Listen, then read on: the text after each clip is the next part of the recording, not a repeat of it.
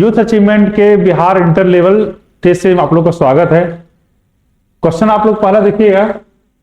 बिहार में सैनिक अभियान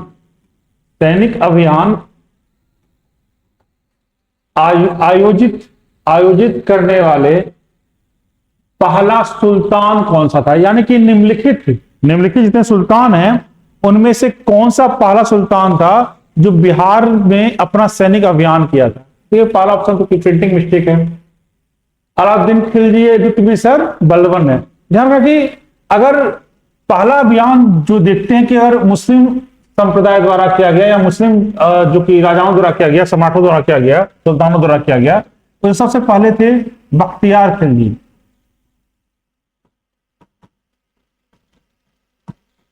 यानी अगर आपसे क्वेश्चन पूछे कि बिहार में पहला मुस्लिम अभियान क्या था, बख्तियार खिलजी का था। अब बख्तियार खिलजी, लेकिन ऑप्शन में बख्तियार खिलजी नहीं है, तो आंसर हो जाएंगे इल्तुतमिश। इल्तुतमिश ने 1225 ईस्वी में हिसामुद्दीन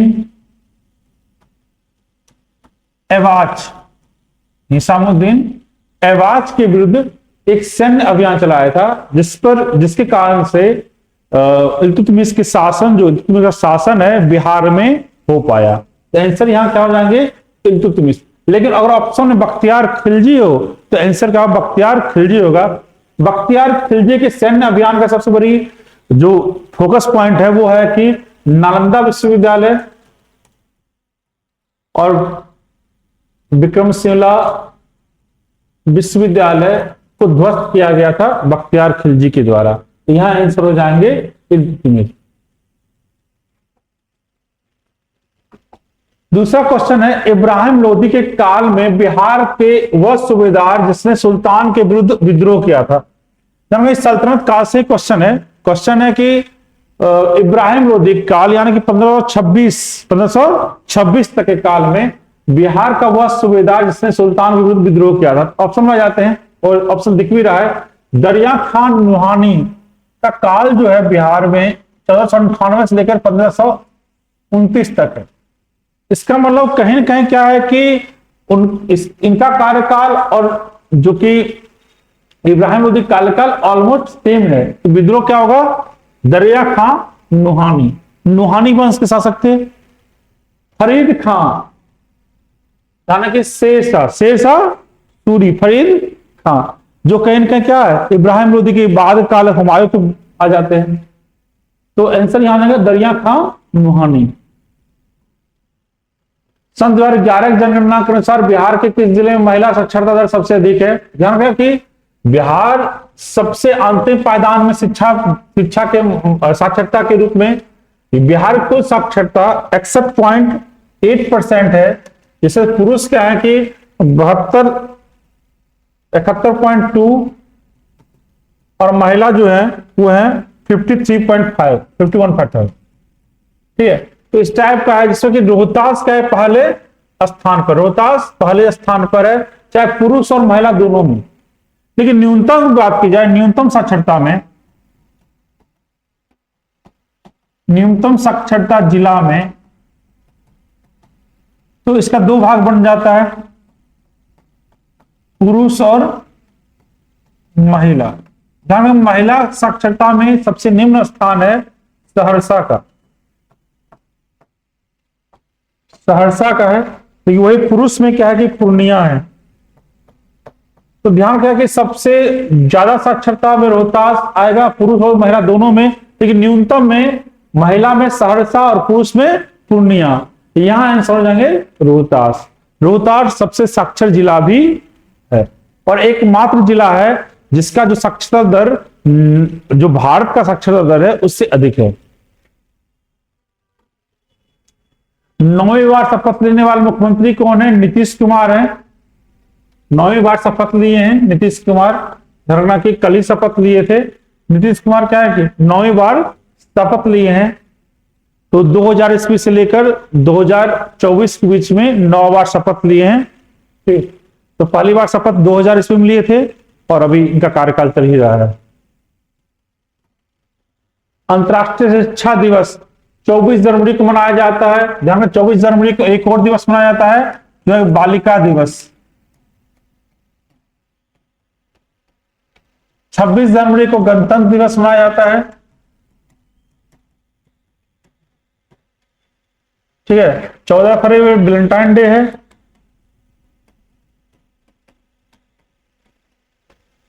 तो 24 जनवरी क्या, अंतर्राष्ट्रीय शिक्षा दिवस 24 जनवरी को, और उसी दिन क्या बालिका दिवस भी मनाया जाता है, अंतर्गत 24 जनवरी। हाल ही में अयोध्या के राम मंदिर में प्राण प्रतिष्ठा हुई। इस मंदिर के डिजाइन किसने बनाया? देखिए ध्यान रखना कि मंदिर और मूर्ति अलग अलग है। मंदिर के डिजाइन चंद्रकांत बी सोमापुर, ये मंदिर डिजाइन किए जो नागर शैली से है। ध्यान रखना नागर शैली से, और 161 फीट ऊंचा है। 161 फीट ऊंचा है। ठीक है,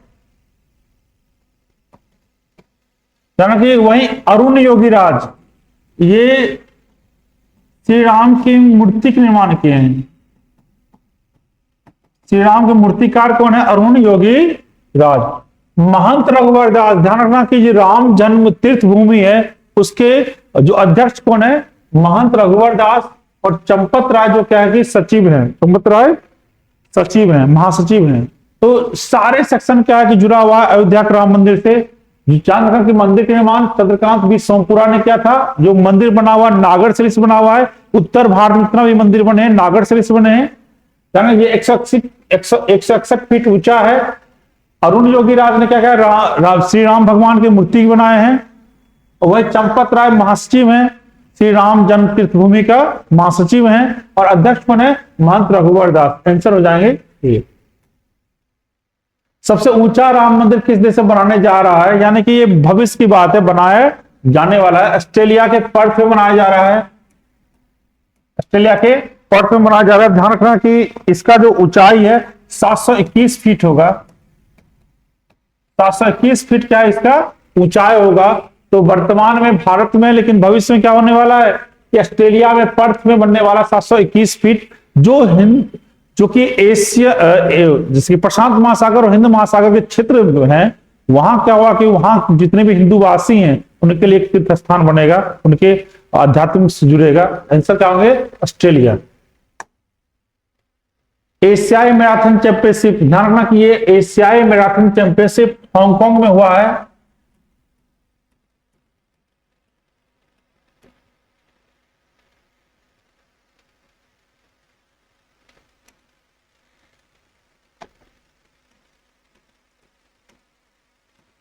हांगकांग में हुआ है। ठीक है, और इसे स्वर्ण पदक जीते हैं मान सिंह द्वारा स्वर्ण पदक जीता गया है। ठीक है, बाकी ऑप्शन कुछ ऐसा नहीं है। 2024 के ब्रिक्स सम्मेलन, ब्रिक्स संख्या कितनी हो गई है? ठीक है, ध्यान किया कि 2009 में ब्रिक की स्थापना की गई थी, यानी ब्राजील, रशिया, इंडिया और चाइना। 2011 में ये बन गया ब्रिक्स। 5 विकासशील देशों का समूह था जिसकी जीडीपी क्या है ऑलमोस्ट विश्व 40% के आसपास आ रही थी। 2024 में 1 जनवरी 2024 में जो 5+6 जुड़ने वाले थे, जो 6 में थे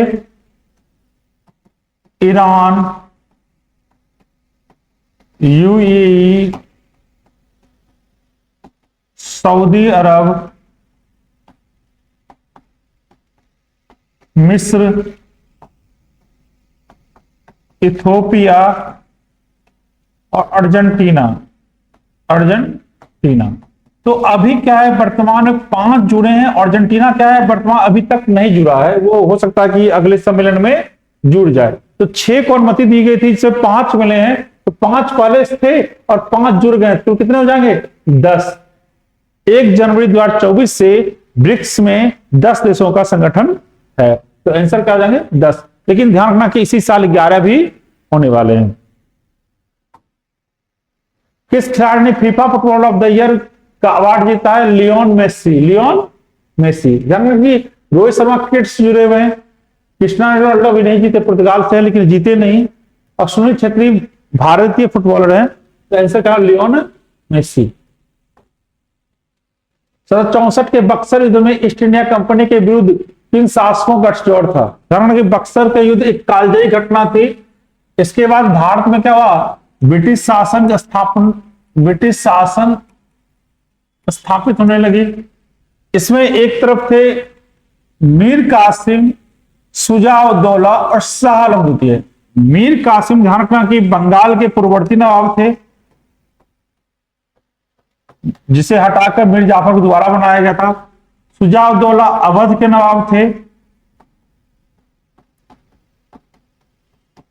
और मुगल बादशाह थे शाह आलम द्वितीय, जो बादशाह तो बन गए थे लेकिन उन्हें दिल्ली अभी तक मिला नहीं था। ये तीनों की सेना को हराया गया और इसके बाद क्या हुआ? इलाहाबाद संधि 1765 में, जिससे दीवानी अधिकार मिला। और दीवानी अधिकार यानी राजस्व वसूलने का अधिकार मिल गया, जिससे क्या हुआ कि अंग्रेजी शासन व्यवस्था क्या हुआ, धीरे धीरे क्या हुआ कि भारत में अपना पैठ बनाते चल गई। आंसर क्या जाएंगे? मीर कासिम, शुजा-उद-दौला और शाह आलम द्वितीय। बक्सर की लड़ाई के परिणाम संबंध में फिर से वही क्वेश्चन, उसी से संबंधित क्वेश्चन है। 1764 में बक्सर की लड़ाई हुई थी। इस युद्ध ने अंग्रेजों को बंगाल, बिहार, उड़ीसा का निर्वाह शासक बना दिया। सही है, क्योंकि बंगाली की कहीं ना कहीं क्या है कि राजस्व वसूलने का अधिकार मिल गया था। क्लाइव को दोबारा बंगाल का गवर्नर बनाया, ये भी सही है। अंग्रेजों ने मुगल बादशाह शाह आलम द्वितीय को करा और इलाहाबाद जिले जीत कर दिए। ठीक है, आंसर 1 2 3 1 2 3 सभी सही हैं। मॉडर्न इंडिया पूनमलाल दहिया किताब है, पूनमलाल दहिया किताब है। ठीक है, बाकी ऑप्शन में कुछ ऑप्शन नहीं है। 1857 के विद्रोह में भारत गवर्नर जनरल थे लॉर्ड कैनिंग। इन्हें ही 1858 में भारत का प्रथम वायसराय बनाया गया था। भारत का प्रथम वायसराय बनाया गया था लॉर्ड डलहौजी। ध्यान रखना कि 1848 से 1856 तक रहे थे। 1856 से 1858 तक के वक्त लॉर्ड कैनिंग रहे। लॉर्ड डलहौजी ने भारत में रेल लाया है, कार लाया है, डाक व्यवस्था लाई है, पीडब्ल्यू व्यवस्था लाई है। लॉर्ड विलियम बेंटिक सती प्रथा पर रोक लगाए, ठगी प्रथा पर रोक लगाए।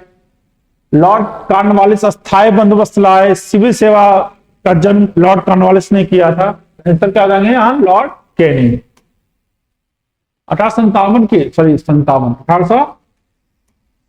की क्रांति के धार्मिक कारणों के संबंध में नीचे दिए कथनों पर विचार कीजिए। ईसाई मिशनरियों द्वारा हिंदू इस्लाम धर्म पर तीखा प्रहार किया, ये सही है। 1813 ईस्वी में जब ईसाई मिशनरी को भारत में धर्म प्रचार की अनुमति दी गई थी, तो उन्होंने आक्षेपण लगाना चालू किया कि ईसाई धर्म बेहतर है। तो ये पहला सवाल। मंदिर और मस्जिदों की जमीनों पर कर लगाना सही है। धार्मिक कर लगाए गए थे। ब्रिटिश सरकार द्वारा भारतीय समाज सुधारकों की सलाह पर सामाजिक कुरीतियों के विरुद्ध कानून बनाना, यह भी सही है। जैसे कि राजा राम मोहन राय के सलाह पर सती प्रथा पर रोक और ईश्वर चंद्र विद्यासागर के सलाह पर विधवा पुनर्विवाह अधिनियम पारित किया गया। ये सही है। देखिए, ये जो ऑप्शन दिया जाता है, तीन ऑप्शन दिए जाते हैं, ये इंफॉर्मेशन के लिए दी जाते हैं कि जो भविष्य में कहीं क्वेश्चन इस टाइप पूछेगा तो आपके पास ज्यादा जानकारी रह सके। आंसर यहां जाएंगे उपयुक्त सभी। भारतीय मानक समय ग्रीनविच के मानक समय से कितना आगे या पीछे है? कि हम जान रहे हैं कि पृथ्वी अपना जो रोटेशन पूरा करता है 24 आवर्स में, और कितना डिग्री घूमता है? 360 डिग्री। पृथ्वी एक रोटेशन लेता है, यानी कि पृथ्वी मान करते हैं कि गोलार्ध है लेकिन वृत्त के रूप में देखते हैं, तो क्या 360 डिग्री में एक चक्कर लगा रहा है, जो 24 आवर्स में, एक दिन में। 24 आवर्स को हम लोग क्या करते हैं, इसको मिनट में बदल लेते हैं।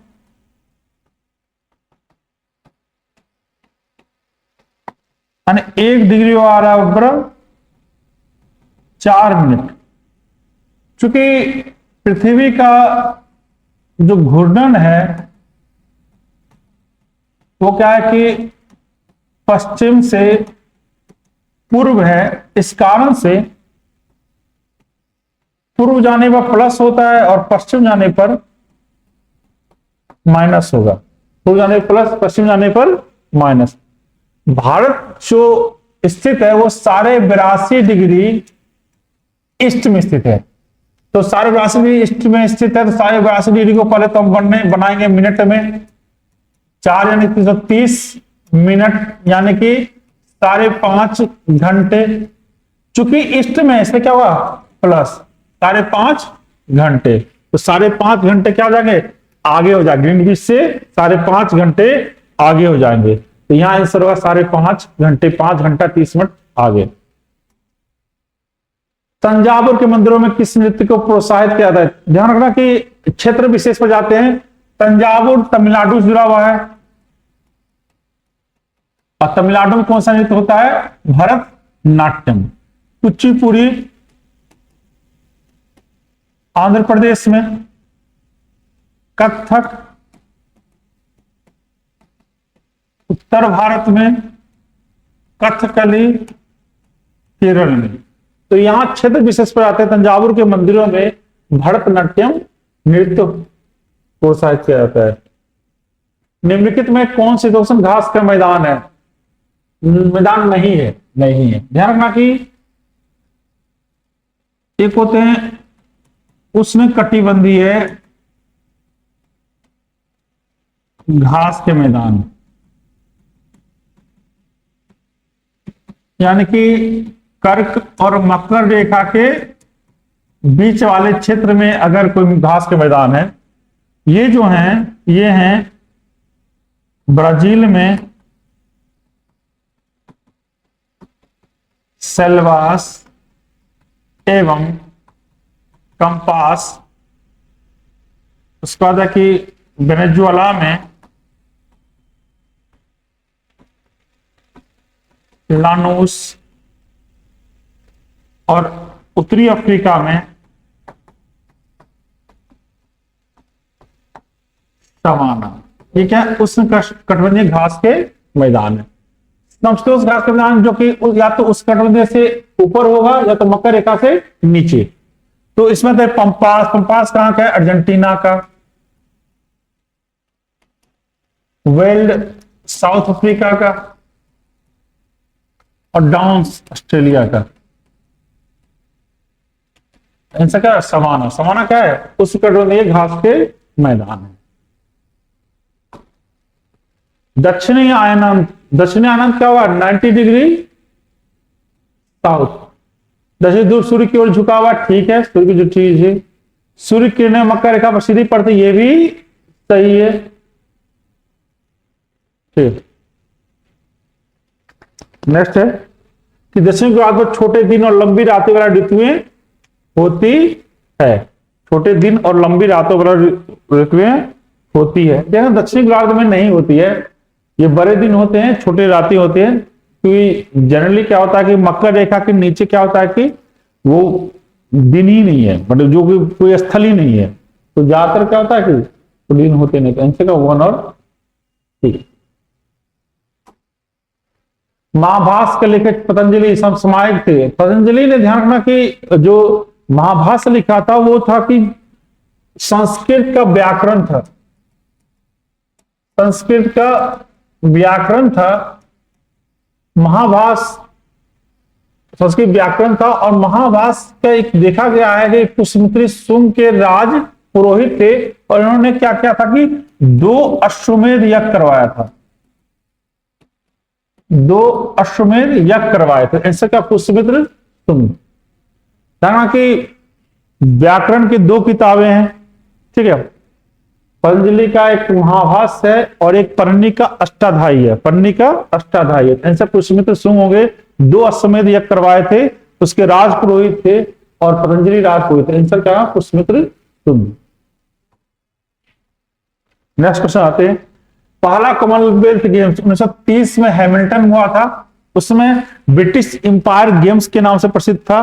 बाद में जब 1934 में जब लंदन में हुआ तो भारत में शामिल हुआ था। ध्यान रखना कि भारत इसके दूसरे सेशन में शामिल हुआ है।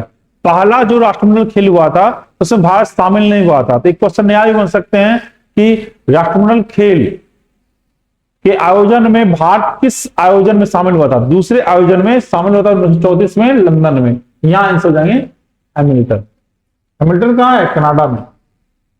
महात्मा गांधी के लिए सत्याग्रह, सत्याग्रह सत्य के लिए आग्रह हो जाता है, सत्य के लिए आग्रह हो जाता है। तो पहला एक राजनीतिक बल है। राजनीतिक बल यानी कि हम चाह रहे हैं कि सरकार को ये बताएं कि हम जो कर रहे हैं वो कहीं न कहीं क्या है कि सत्य की ओर है, यानी कि हम सही हैं। जीवन दर्शन यानी कि झूठ नहीं बोलना, जब भी रहना है सत्य के पीछे ही रहना है, सत्य के आगे ही रहना है।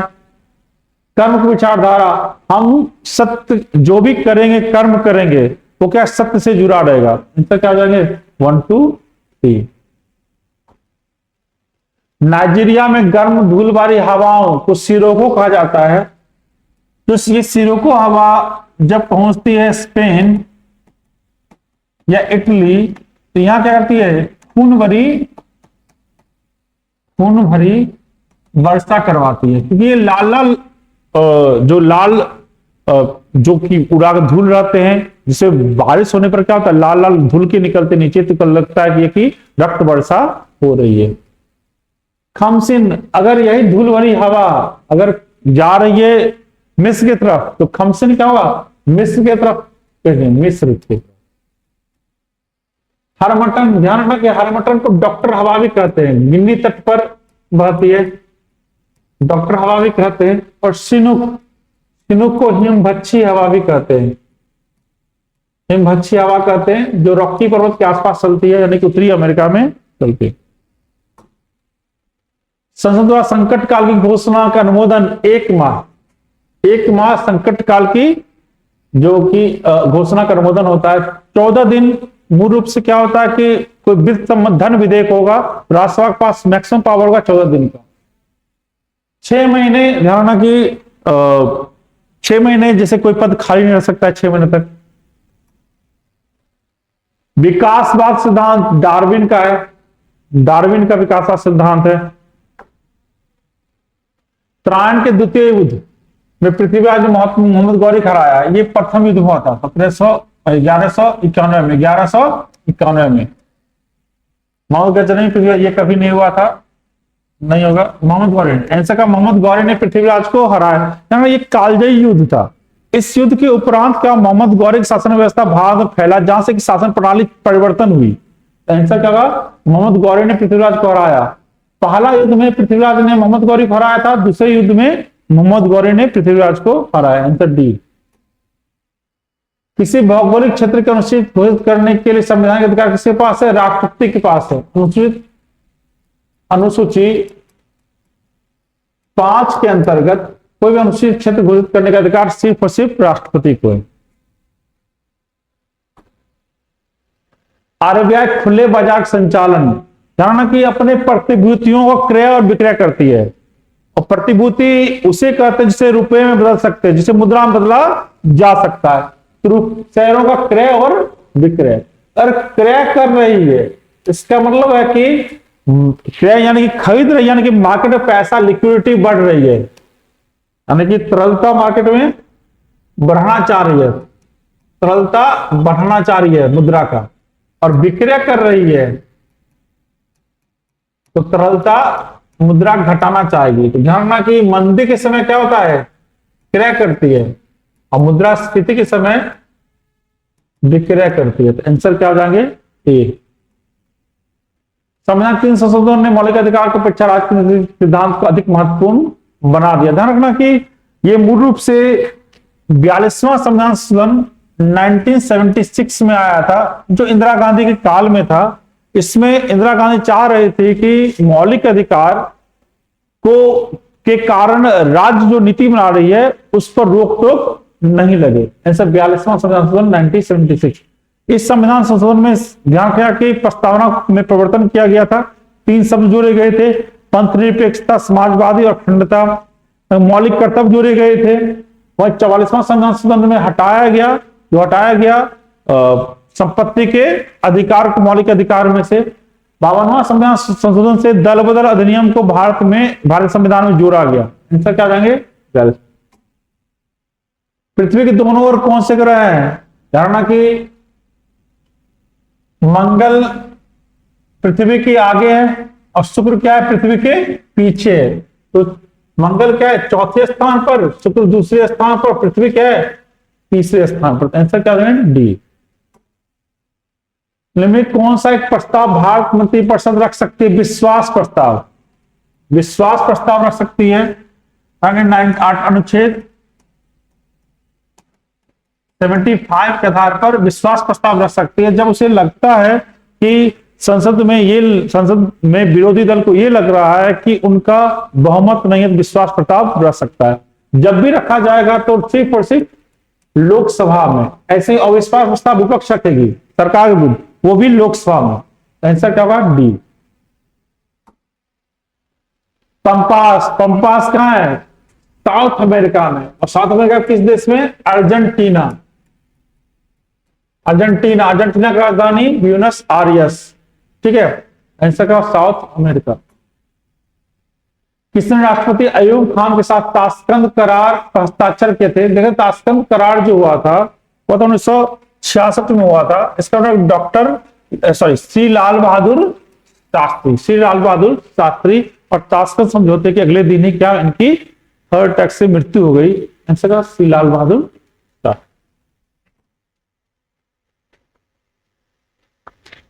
भारत उगाए जाने वाले अधिकतर कॉफी, क्योंकि भारत में कॉफी का जो शुरुआत हुई है बाबा बुदान की पहाड़ी, कर्नाटक के बाबा बुदान की पहाड़ी से हुआ है और अरब बादशाहों ने वहां चालू किया था।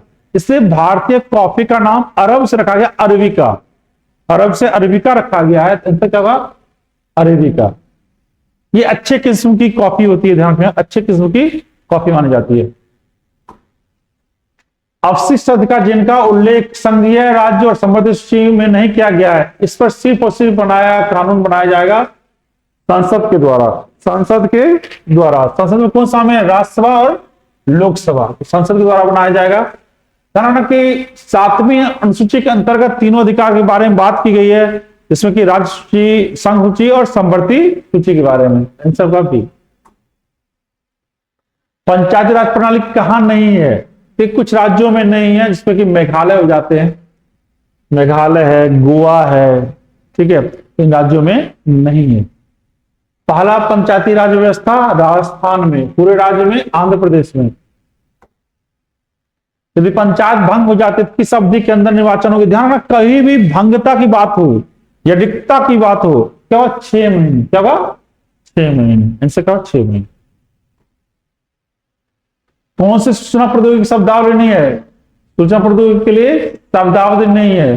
ध्यान रखना कि साइबर स्पेस, साइबर स्पेस सूचना प्रौद्योगिकी से जुड़ा हुआ नहीं है, ये रक्षा से जुड़ा हुआ है। नेक्स्ट है, निम्नलिखित किस विद्यालय की स्थापना पहले की गई थी? ठीक है, तो बनारस, देखिए बॉम्बे विश्वविद्यालय की स्थापना 1858 की गई है। 1916 में, 1875 में इलाहाबाद बाद में की है। इनसे का बॉम्बे विश्वविद्यालय।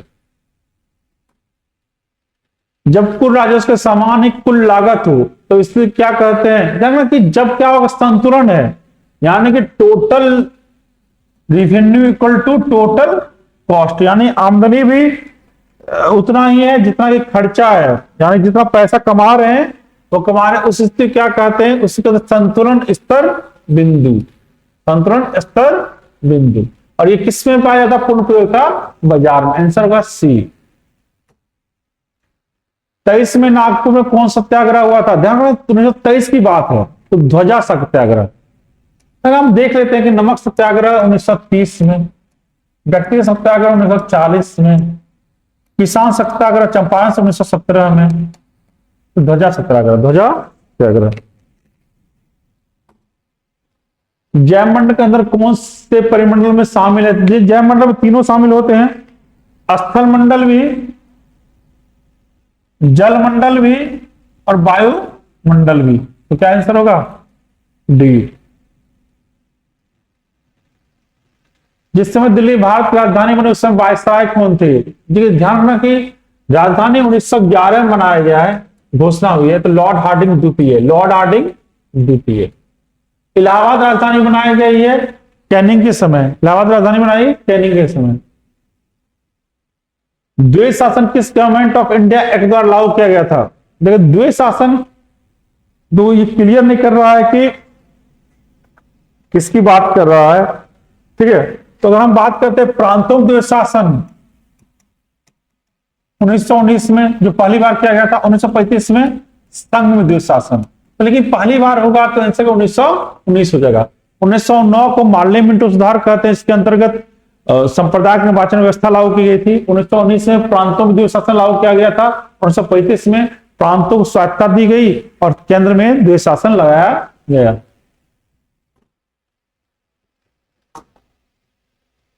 कौन दो सर उत्तर दक्षिण कॉरिडोर जुड़े हुए हैं? उत्तर दक्षिण, तो उत्तर में कौन है, सबसे ध्यान किया, उत्तर में कौन है? श्रीनगर, और दक्षिण में कन्याकुमारी। तो पूर्व पश्चिम हो जाएगा तो गुजरात और अरुणाचल प्रदेश, आंसर का ए। किसमें रैयतवारी बंदोबस्त लागू थी? धारणा की मद्रास और बॉम्बे, मद्रास और बॉम्बे। उत्तर पश्चिम प्रांत और पंजाब, यहां महालवारी, महालवारी बंदोबस्त। बंगाल और बिहार अस्थाई बंदोबस्त। यानी रैयतवारी बंदोबस्त सबसे ज्यादा 51% भूमि पर लागू था, 31% भूमि पर अस्थाई बंदोबस्त थी, बाकी मिडनाइट चिल्ड्रन सलमान रश्दी किताब है, जिसमें बताया कि 15 अगस्त के दिन, 14 अगस्त के रात में भारत और पाकिस्तान नामक दो बच्चे पैदा लिए थे। मिडनाइट चिल्ड्रन यानी अर्धरात्रि में दो बच्चे पैदा लिए, सलमान रश्दी किताब है। अरुंधति राय किताब है the God of Small Things, the God of Small things.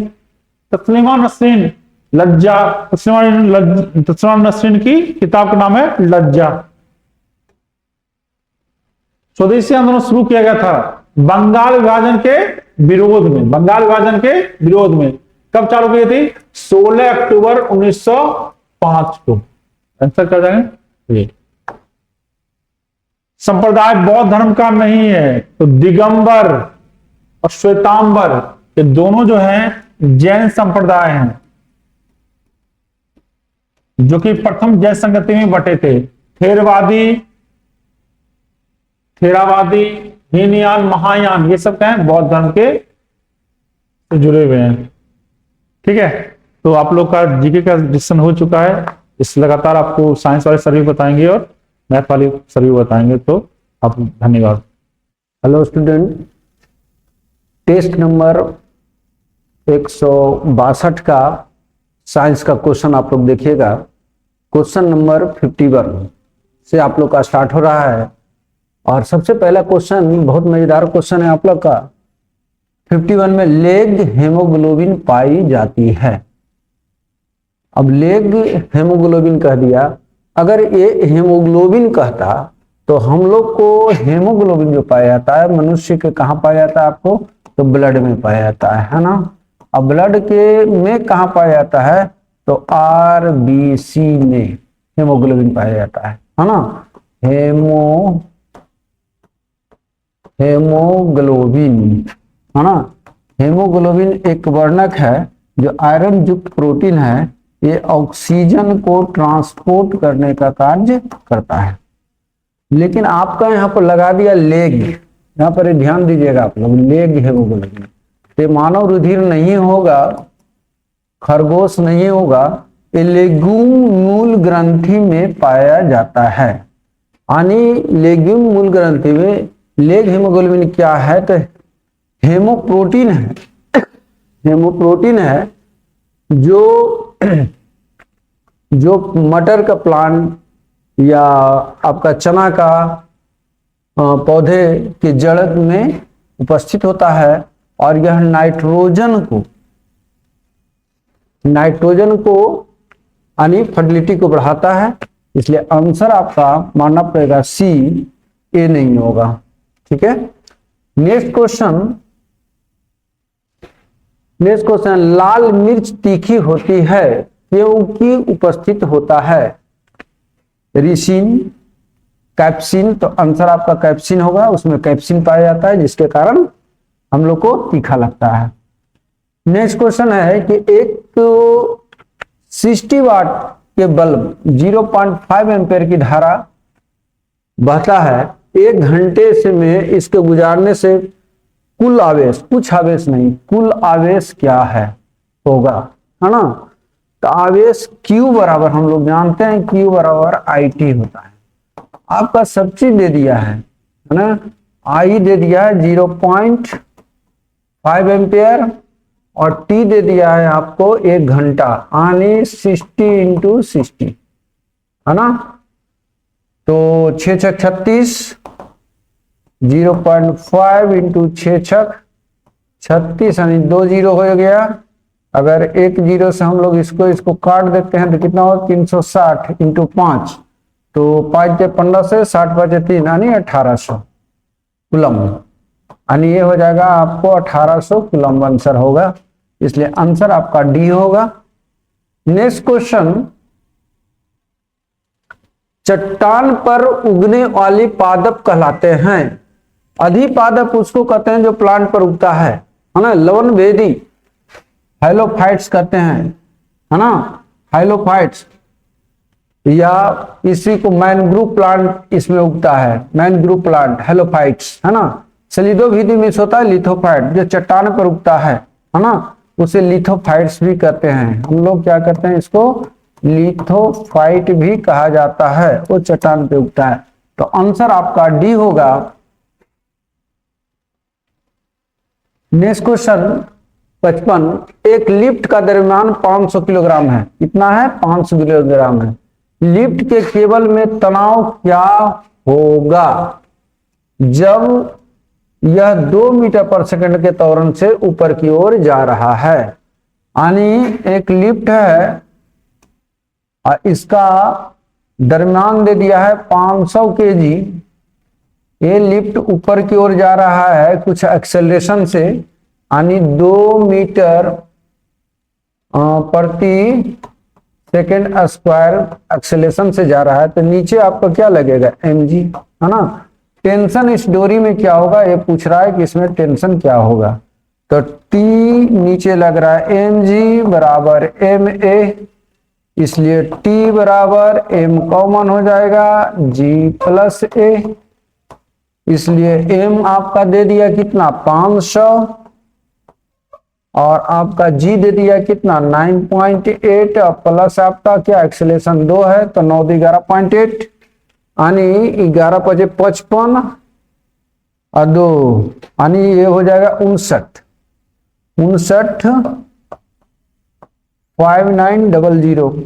Newton, है ना। ये आपका न्यूटन में आएगा। आंसर आपका सी होगा। नेक्स्ट क्वेश्चन, क्रोमोग्राफी की तकनीक का प्रयोग होता है रंगीन पदार्थों का पहचान करने में, पदार्थों की संचरण निर्धारित करने में, रंगीन पदार्थों को प्रभावी आसवन में, एक मिश्रण में पदार्थों को अलग करने में। यानी एक रंगीन मिश्रण, यहाँ पर रंगीन मिश्रण के पदार्थों को अलग करने में, यहाँ पे थोड़ा सा आप लोग चॉइस में थोड़ा देख लीजिएगा, इसमें रंगीन मिश्रण लगा दीजिए, में पदार्थों को अलग करने में, तब आंसर डी होगा। नेक्स्ट क्वेश्चन, स्त्री की आवाज पुरुषों की अपेक्षा पतली होती है ना। तो तारत्व यानी फ्रीक्वेंसी अधिक होता है, फ्रीक्वेंसी अधिक होता है तो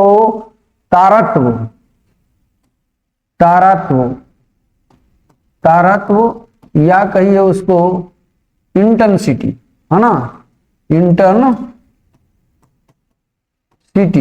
भी क्या होता है, अधिक होता है, जिसके कारण आवाज पतली और क्या होता है, तीखा होता है ना।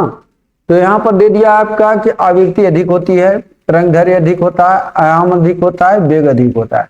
नहीं, आपको आंसर ये होगा, जैसे महिला के अपेक्षा पुरुषों का फ्रीक्वेंसी कम होता है और तारत्व भी जिसके कारण कम होता है, जिसके कारण आवाज मोटा होता है ना। तो यहां पर जिसका तारत्व अधिक होगा, यानी अर्थात इंटेंसिटी अधिक होगा और फ्रीक्वेंसी अधिक होगा, है ना, तो स्त्री का आवाज पुरुष की अपेक्षा क्या होगा, पतली होगा। तो आंसर ए होगा 57। नेक्स्ट क्वेश्चन, किस क्रिया का अधिक मात्रा हो जाने से पौधे मुरझा जाता है? रसाकर्षण, श्वसन, वाष्पोत्सर्जन, इनमें से कोई नहीं। तो किस क्रिया को अधिक मात्रा में हो जाने से, यानी वाष्पोत्सर्जन। वाष्पोत्सर्जन क्या होता है?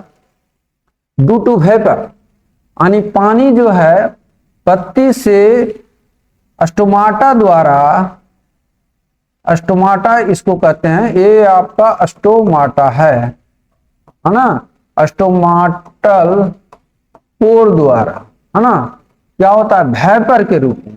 किसके रूप में? वेपर के रूप में बाहर निकलता है ना।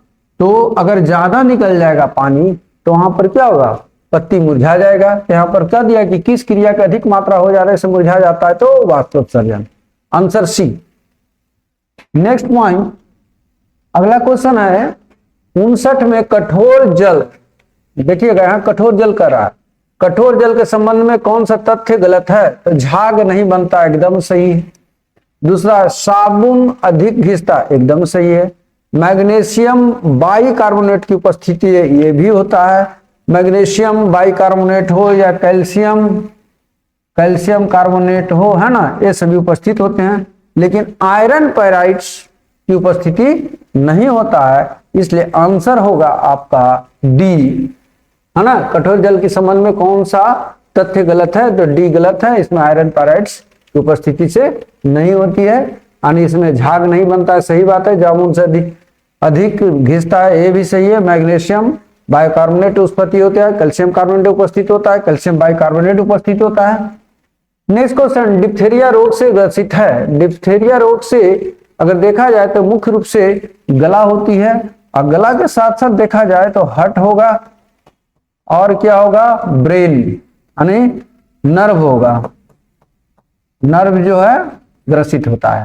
तो यहाँ पर डिप्थेरिया रोग से ग्रस्त होता है, यानी गला, आंसर ए मान लीजिए। श्वसन संबंधित, जब कोई हवा का बुलबुला किसी झील से तलहटी, किसी झील की तलहटी से सतह तक आता है ना, सतह तक, तलहटी से सतह तक आता है, तो जैसे जैसे बुलबुला तलहटी से सतह तक आते जाएगा, उसका क्या होगा? डायमीटर बढ़ते जाएगा, यानी डायमीटर इसका क्या हो जाएगा? दुगना हो जाएगा।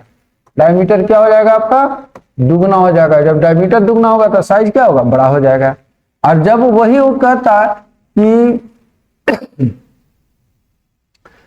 सतह से तलहटी तक, सतह से तलहटी तक जाता है, तब वहां पर क्या होगा? आधा हो जाएगा, यानी साइज इसका क्या हो जाएगा? आधा हो जाएगा। कारण क्या है कि जब तलहटी से सतह पर आता है तो प्रेशर क्या होता है? कम जाता है, और प्रेशर कमता है तो साइज क्या होता है? बढ़ जाता है। तो आंसर आपका यह आकार में बढ़ जाता है, यह आकार में कम हो जाता है, इसका आकार वही रहता है, यह चक्ति की तरह चौड़ा हो जाता है, यह आकार में बढ़ जाता है, यह आकार में कम हो जाता है, इसका आकार वही रहता है। ये दोनों तो एकदम गलत बात है, लेकिन चक्ति की तरह कह रहा है। नहीं, आंसर आप बी मारिए, यह आकार में बढ़ जाता है। कितना से बढ़ता है? तो दुगना से। अमीनो एसिड की सर्वप्रथम किसने खोज किया? तो ऑस्ट्रेलिया मिलर ने। निम्नलिखित में से कौन सा तत्व एलोट्रॉप अपरूपता का घटना चक्र दिखाता है? जैसे कार्बन हो गया, कोक हो गया, हीरा हो गया, है ना, काजल हो गया, ये सभी क्या है? इसका अपरूप है, यानी कार्बन का। आंसर डी होगा। नेक्स्ट, हवा में अनुपस्थित और हवा में अनुपस्थित में, हवा की अनुपस्थिति में, हवा की अनुपस्थिति में अयस्क को पिघलाए जाने के लिए अपर्याप्त तापमान पर संकेंद्रित अयस्क के तापमान की प्रक्रिया को क्या कहा जाता है? तो कैल्सिनेशन किया जाता है। कैलामाइन किसका सूत्र है?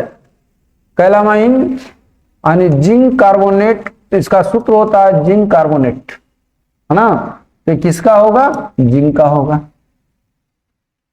नेक्स्ट, मृदु इस्पात कार्बन में लगभग प्रतिशत होती है, यानी लगभग प्रतिशत होती है 0.1 से लेकर के यानी 0.5 तक होता है ना, 50 तक होती है। तो इसमें आंसर आपका मृदु इस्पात हो जाएगा। अगर यही कहता कि ढलवा लोहा में कार्बन की प्रतिशत कितना होता है, ढलवा लोहा, ढलवा लोहा कहता तो 2.5 हो जाता, 2.5%। और अगर लोहा में पूछता कि सबसे कम कार्बन किसमें पाया जाता है तो पिटवा लोहा में, है ना। और इस्पात में केवल पूछता तो कितना पाया जाता है, यानी 0.5 से लेकर के 1.5 तक इस्पात में अगर पूछता तो इस्पात।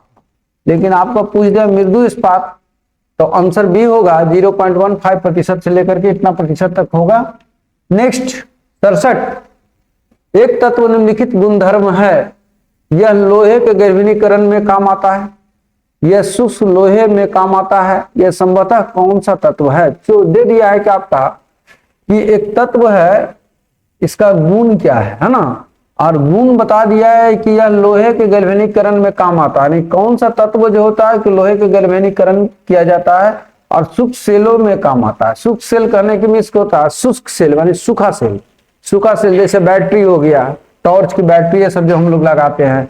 तो बैटरी में आप देखिएगा कि ये बैटरी सिलेंडर कार है और इसमें देखिएगा एक छड़ होता है ना, जो एक कार्बन का छड़ होता है, ये आपका कार्बन यानी ग्रेफाइट का छड़ होता है।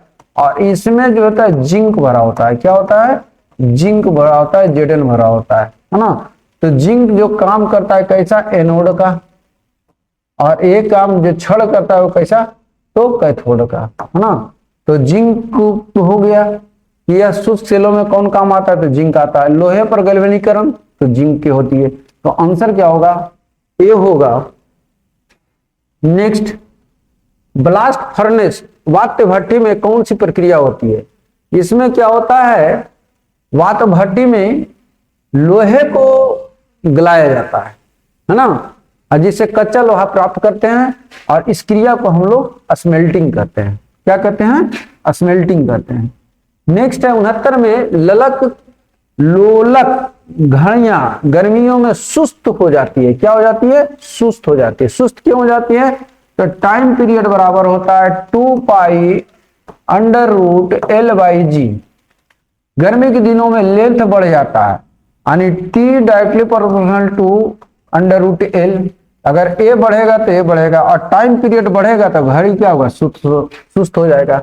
अगर टाइम पीरियड घटेगा तो घड़ी क्या होगा, फास्ट हो जाएगा। तो गर्मी के दिनों में लेंथ बढ़ जाती है, जिसके कारण टाइम पीरियड बढ़ जाता है, जिसके कारण घड़ी सुस्त हो जाता है। तो लोलक घड़ियों में गर्मियों में सुस्त हो जाती है। क्यों, गर्मियों के दिन लंबे होते हैं, नहीं, कुंडली घर्षण होता नहीं, लोलक की लंबाई बढ़ जाती है। आंसर आपका सी होगा।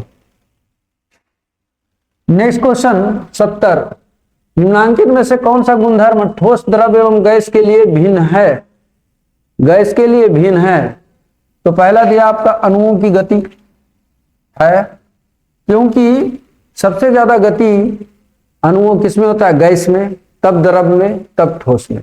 इसलिए आंसर क्या होगा, फर्स्ट ही होगा अणुओं की गति। पदार्थ की कण का आकार नहीं, पदार्थ का दरमियान ऊर्जा के विनिमय, ये सब नहीं, आंसर ए होगा। नेक्स्ट 71, कोशिका के अंदर सूचना का प्रवाह किसके द्वारा दिया जाता है। सूचना हो जाता, अगर आरएनए के देखेंगे हम लोग, आरएनए को कहते हैं राइबोज न्यूक्लिक एसिड, है ना। और ये 3 तरह के होता है आरएनए, एक होता है mRNA और दूसरा होता है tRNA और तीसरा होता है rRNA, ये 3 तरह का होता है ना, rRNA, tRNA और mRNA। तो ये जो rRNA है वो राइबोसोमल आरएनए कहते हैं, इसको ट्रांसफर आरएनए कहते हैं, इसको मैसेंजर आरएनए कहते हैं। तो मैसेंजर आरएनए के द्वारा जो होता है अंदर की सूचना को प्रवाह किया जाता है, इसलिए आंसर आपको ये होगा आरएनए।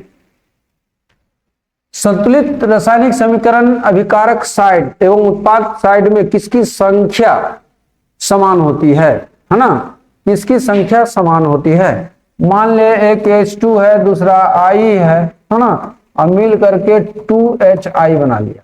इसका मीन्स कि ये 1 मोल है, 1 मोल है, 1 मोल है तो 2 मोल हो गया ना। तो यहां पर कह दिया मोलों को नहीं, अणु की नहीं, परमाणु। आंसर क्या होगा? परमाणु को संख्या क्या होता है? दोनों साइड बराबर होता है। जीवाणु में जो गुणसूत्र पाए जाते हैं वो गुणसूत्र पाए जाते हैं डीएनए। जीवाणु में डीएनए गुणसूत्र वृत्ताकार दोहरी पट्टी के रूप में पाए जाते हैं। आंसर ए होगा। इसको हम लोग प्लाज्मोजीन कहते हैं, प्लाज्मिड भी कहते हैं। क्या कहते हैं? प्लाज्मिड, प्लाज्मिड कहते हैं, है ना। यानी इसका जीवाणु का जो गुणसूत्र होता है उसे हम लोग क्या कहते हैं? प्लाज्मिड कहते हैं। और एक ऐसा होता है तो वृत्ताकार होता है, यानी सर्कुलर होता है, वृत्ताकार होता है ना। और कहाँ रहता है ये प्लाज्मिड? कहाँ रहती है? यानी सर्कुलर जो होता है ये सर्कुलर होता है। ये मुख्य रूप से आपका केंद्रक में तो होता नहीं है, क्योंकि केंद्रक यानी आरएनए करने की मिस है कि आपका क्रोमोसोम पर उपस्थित होते हैं।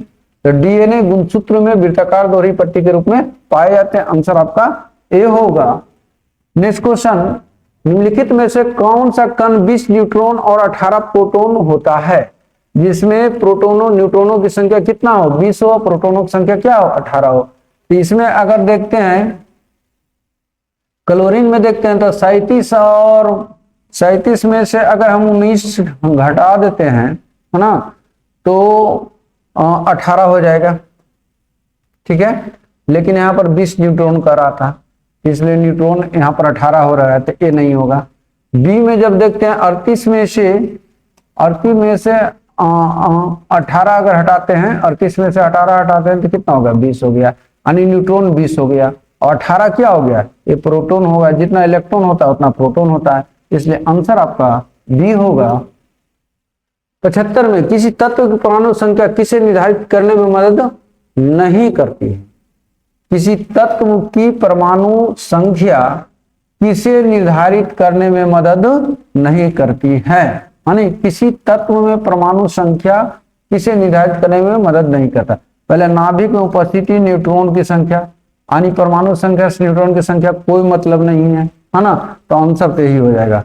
नाभिक में उपस्थिति प्रोटॉनों की संख्या करवे करता है, नाभिक में उपस्थिति इलेक्ट्रॉनों की संख्या कर, नाभिक में, हेलो, यहाँ पर देखिए कि किसी तत्व की परमाणु संख्या, किसी तत्व की परमाणु संख्या किसे निर्धारित करने में मदद नहीं करता है। तो पहला नाभिक में उपस्थिति न्यूट्रॉन की संख्या,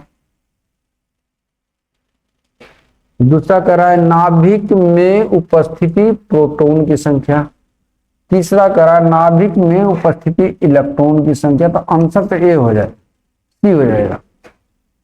तत्व की संयोजकता ये तो करवे करेगा, यानी ए बी डी करेगा, सी नहीं कर रहा, यहाँ पर कर रहा है मदद नहीं करता। तो नाभिक में उपस्थित इलेक्ट्रॉनों की संख्या, नाभिक में उपस्थित इलेक्ट्रॉनों की संख्या तो गलत चॉइस ही है। चलिए ठीक है, आप लोग का अब मैथ वाले सर आ रहे हैं और मैथ का आप लोग का क्वेश्चन करवाएंगे 76 नंबर से, है ना। आप लोग देखिए। चलिए बच्चे, तो हम लोग आज 162 नंबर सेट का स्टार्ट करते हैं। तो ये पहला क्वेश्चन आपका देखिए, ये एसआई से रिलेटेड क्वेश्चन है आपका एक। यदि कोई राशि 5 वर्षों में अपनी दुगनी हो जाती है तो बताएं कि वही राशि कितने वर्षों में अपनी 7 गुनी हो जाएगी। तो चूंकि ये साधारण ब्याज का सवाल है तो आप देख पा रहे हो कि 5 वर्षों में दुगनी होती, अर्थात 100 रुपये का ब्याज 100 रुपये का होता, और 7 गुनी होना मतलब कि उसमें 600 रुपये का ब्याज हो जाए। तो चूंकि साधारण ब्याज का केस है तो समान समय में समान ब्याज, तो 100 रुपया ब्याज होने में यदि 5 वर्ष लगते हैं, इसीलिए 7 गुनी होने का मतलब 600 रुपये का ब्याज होने में कितना समय लगेगा, यानी कि 30 इयर्स। ठीक, बस हमें केवल इतना ही करना है।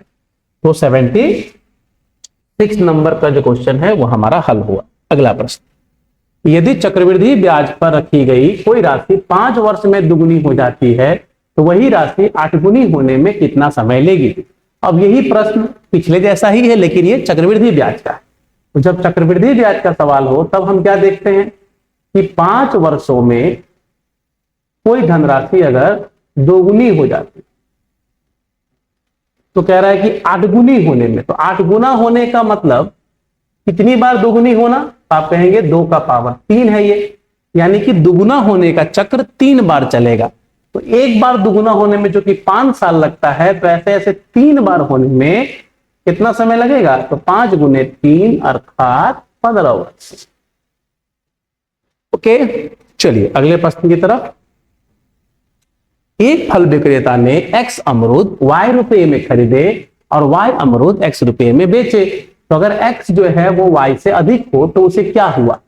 अब आप देखिए कि x y से बड़ा है, उसने x अमरूद जो है वो y रुपया में खरीदा है और y अमरूद x रुपया में बेच दिया है, तो उसका SP ज्यादा होगा, ये तो फिक्स है कि नहीं। आप देखोगे कि CP क्या होगा, y बाई x प्रति अमरूद का, रुपये प्रति अमरूद, और जो SP होगा वो होगा x बाई y, रुपये प्रति अमरूद। जैसा कि आपने पता है कि x y से बड़ा है, इसका मतलब है कि मेरा ये वाला ज्यादा होगा, है ना। हम कह सकते हैं h x greater than y, therefore x by y is greater than y by x। ये फिक्स है आपका, यानी कि SP ज्यादा है तो लाभ होगा, और लाभ कितना होगा ये आप देख लीजिए। लाभ होगा इसको x by y minus y by x divided by CP और इंटू 100। ओके, यही इसका लाभ होगा, जो कि कितने के बराबर है, देखिए आपका यार आप X square minus Y square divided by X Y, और ये डिवाइड करेंगे तो x बाई वाई और इंटू 100। कौन कट रहा है देखिए आपका, एक x से x cancel, X square minus Y square by Y square into 100%।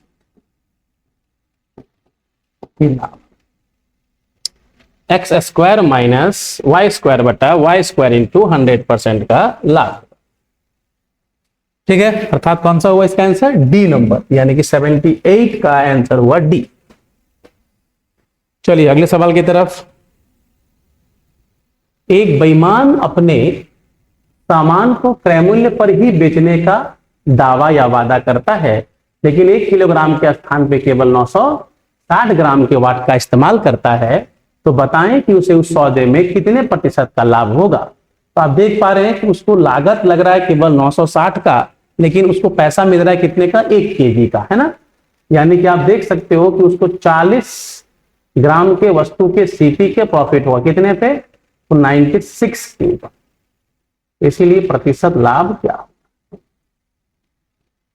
4 से कैंसिल आउट, 4 से 24 बार में, 4 से 24, 25 बार में, अर्थात हम देख पा रहे हैं कि आएगा 25/6%। भी 79 का भी आंसर क्या आया आपका, डी ही आया आपका। चलिए अगला प्रश्न। एक व्यक्ति ने एक कमीज तथा एक पैंट उसके शुरुआती मूल्य के 25% छूट पे खरीदी। उसने उनको जितने मूल्य पे खरीदा उससे 40% अधिक पर बेच दिया, तो नया विक्रय मूल्य आरंभिक मूल्य से कितना प्रतिशत अधिक था। चलिए ठीक है, तो अगर कोई चीज 100 रुपया था उसका आरंभिक मूल्य, यानी हम उसको MP का नाम से कह रहे हैं कि यह हमारा जो शुरुआती मूल्य था, उस वस्तु पे लिखा हुआ जो मूल्य था वह अगर 100 रुपया था, तो उसने कितने पे खरीदा था, उसने खरीदा था 25% के छूट यानी 75 पे, और उसने बेचा कितना पे, तो 40% अधिक, जिस मूल्य पे खरीदा था उससे 40% अधिक, यानी कि 75 का 140 पे उसने बेच दिया। तो अब देख पा रहे हो 25 से कट रहा है ये 3 बार में, और ये 4 बार, ये 4 से 35, ये 105। अब सवाल है कि उसको अपने जो नया विक्रय मूल्य है वो शुरुआती वाले मूल्य से कितना प्रतिशत अधिक था। देखो ये 100 है, ये 105, तो कितना अधिक है आपका, ये 5% अधिक। अब क्या कह सकते हो कि हमारा जो विक्रय मूल्य है वो उसके शुरुआती मूल्य से कितना अधिक है, 100 पे 5 यानी 5% अधिक है। आइए अगले सवाल में, एक कमरा 6 मीटर लंबा, 5 मीटर चौड़ा और 4 मीटर ऊंचा है।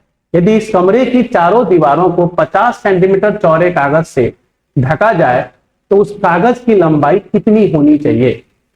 केवल दीवारों को ढकना है, इसीलिए किस एरिया को कवर करना होगा, एक कमरे की चारों दीवारों के एरिया को। तो कमरे के चारों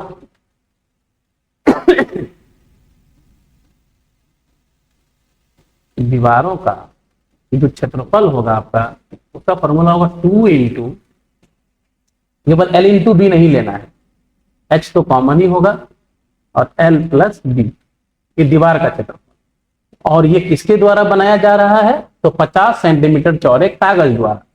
तो कागज की जो लंबाई गुने चौड़ाई है वो आपको यहां ले ली। तो कागज की चौड़ाई दी गई है आपको, कागज की लंबाई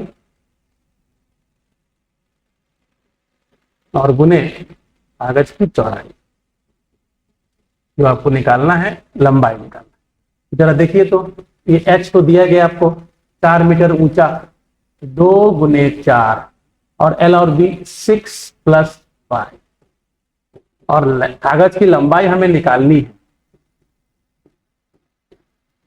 और कागज की चौड़ाई दी गई है। ये सेंटीमीटर में है, ये सब मीटर में था, तो आपने क्या करना है, इसको भी सेंटीमीटर में कन्वर्ट करना है। तो 50 बटे इसको मीटर में कन्वर्ट करना है, बस। तो अब देखिए आप कितना है, 11 8 88 और दूना, यानी कागज की जो लंबाई निकली वो निकली आपकी 176, और ये भी किसमें, मीटर। क्या जवाब देंगे हम लोग, कागज की लंबाई कितनी, 176 मीटर। 80 नंबर प्रश्न का आंसर आया आपका ए। 81 का भी आंसर है आपका ए। ओके चलिए ठीक है, कैलकुलेशन हम लोगों का, आगे बढ़ते हैं हम लोग। ठीक है, इसमें जो कागज का एरिया है वही उस चारों दीवारों का क्षेत्रफल के बराबर। अब ये एक सिंप्लीफिकेशन का बेसिक सा क्वेश्चन है, ठीक है, इसको आप लोग आसानी से बना सकते हैं। जैसे कि यहाँ पे आप देख पा रहे हैं कि इसको क्या लिखेंगे, यहाँ शुरू में तो 16 है, 16 सब गुना में है, तो 12 12 144 प्लस 5 गुना 15 चौका 7 61 बटे 4 माइनस 5 गुना 10 11 बटा 2, फिर ये 9 बटा 2, इसको देखोगे आप 4 से 4 बार में, 4 से 3 बार में, है ना। फिर ये आपका आ जाएगा 149 गुने 61/3, यहाँ पे आपका 99/4। तो फिर आप इसको सॉल्व कर सकते हो आसानी से, है कि नहीं। 5 कम 5, 5 दूना 10 11 बटा 2 और 9 बटे 4। तो इसको आप इजीली सॉल्व करो। देखो 12 तो आ ही रहा है बेस में, तो इन दोनों में से कोई होगा, इसको सॉल्व करके देखेंगे। ठीक है, अभी मल्टीप्लाई करना होगा आपको, तो क्या करिएगा, इसको गुना करने का बेहतर तरीका होगा आपका 150 कर दीजिए इसको, -1 और गुना 61, है ना। इसको इस तरह गुना करें, ये आ जाएगा आपका 0, 15 कम 15 का 5 और 5 के 90 और 1 91 और -61 और बटा 3 है। तो अब घटाइए इसको, तो 10 में 1 गया तो आपका 9 और फिर आपका 14 है ये, 14 में 6 जाएगा तो 8, फिर ये 9, 9089, 8 9 17 9 26, यानी कि आप देख पा रहे हैं जब आपने इसमें डिवाइड किया तो ये 9 1 10, 14 1 15, 1 9, तो ये आ गया 9089/3 और -99/4। इसको आप थोड़ा सा क्या कर सकते हैं, या तो भाग दे दें एक ही बार में 4 से गुना करके, या इसको पूर्णांक में बदल के घटाएं, आपकी मर्जी है। एक ही बार में करना है 12 करिए, 4 बार में तो 4 से गुना करें, 4 9 36, 4 8 32 और 3 35, फिर 0 3, 4 9 36, और ये वाला 4 से 3 बार में 3 9 27, 3 9 27 और 2 29। इसको घटाया जाए, 16 में 6 गया 16 में 7 गया तो 9, फिर आपका ये 14 में 9 गया तो 5, 14 में 9 गया तो 5, फिर ये 2 में 2 गया तो 0, आपका 3 6, ये 12, अब भाग दीजिए तो 12 ये 36, ठीक है 36 हो गया तो आपका फिर 0 आएगा, एक 0 के बदले 0 उतरा, फिर एक संख्या आएगा तो 5 आएगा, फिर 5 और 9 उतरा, 12 चौके 48, 11/12, इतना बड़ा ये आपका कैलकुलेशन, ठीक है। तो थोड़ा सा टाइम कंज्यूमिंग है बट कैलकुलेटिव है, इस तरह से इसको आप बना सकते हैं। आइए, ये भी एक बेहतरीन प्रश्न है कि किसी परीक्षा में 5 प्रश्न हल करने का निर्देश दिया गया तो 5% परीक्षार्थियों ने सभी 5 प्रश्नों के हल किए। देखिए, ये आपके 100 विद्यार्थी थे, अगर मान लिया जाए 100 में से 5 प्रश्नों का हल करने वाले 5% परीक्षार्थी, ये n है आपका, कितने प्रश्नों का हल किया गया।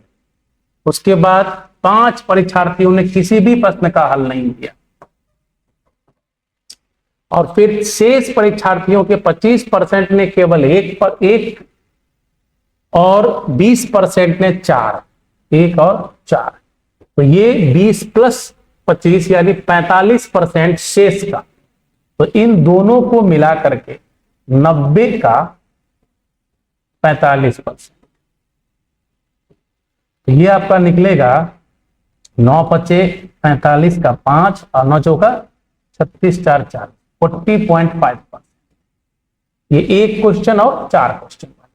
और उसके बाद यदि कुल परीक्षार्थियों का 24.5 ने 2 प्रश्नों का और टोटल का 24.5, और शेष जो बचे वो 2 प्रश्नों वाले, 2 प्रश्न 200 परीक्षार्थियों ने 3 प्रश्न का, तो 1 प्रश्न 2 प्रश्न 5 प्रश्न 4 प्रश्न, अब बच गए 3, तो शेष कितना बचा देखिए जोड़ के, 5 5 10 और ये हो गया 65 10 75, यानी कि 25 आपके बच गए। ये जो 25 बचा आपका, ये 25% का संख्या आपको 200 दिया हुआ है, तो कुल कितने परीक्षार्थी शामिल हुए। तो आपने माना है कि 100 परीक्षार्थी, इसीलिए कहेंगे चूंकि ये जो 25 है वो इक्विवेलेंट टू 200, इसीलिए हमारा 100 क्या आ जाएगा आपका 800। आइए, किसी नगर की जनसंख्या की वार्षिक रूप से 2.5% की वृद्धि होती है, किंतु स्थानांतरण के कारण प्रतिवर्ष 0.5% की कमी हो जाती है, तो 2 वर्ष में वृद्धि का प्रतिशत क्या है। तो 1 साल में जो प्रभावी वृद्धि है ये 2.5 माइनस 0.5 होगा, तो 1 साल में केवल 2% का ही वृद्धि हो रहा है, इसीलिए 2 वर्षों में जो प्रभावी वृद्धि होगी, 2 वर्षों में प्रभावी वृद्धि बराबर 2 + 2 + 2 × 2/100, ये 4.04%। ठीक है, ये आपका 2 साल का वृद्धि है उसका। आइए 85 405 मिठाई कुल लड़कों के बीच इस प्रकार बांटी जाती है कि प्रत्येक लड़का को प्राप्त मिठाई कुल लड़कों की संख्या का 20% है। तो बताइए कि प्रत्येक लड़का को कितना मिठाई दिया गया। तो आपको पता है टोटल मिठाई तो 405 है। आप मान लो लड़कों की संख्या को आप x मान लो, लड़कों की संख्या x, लड़कों की संख्या को हमने x मान लिया।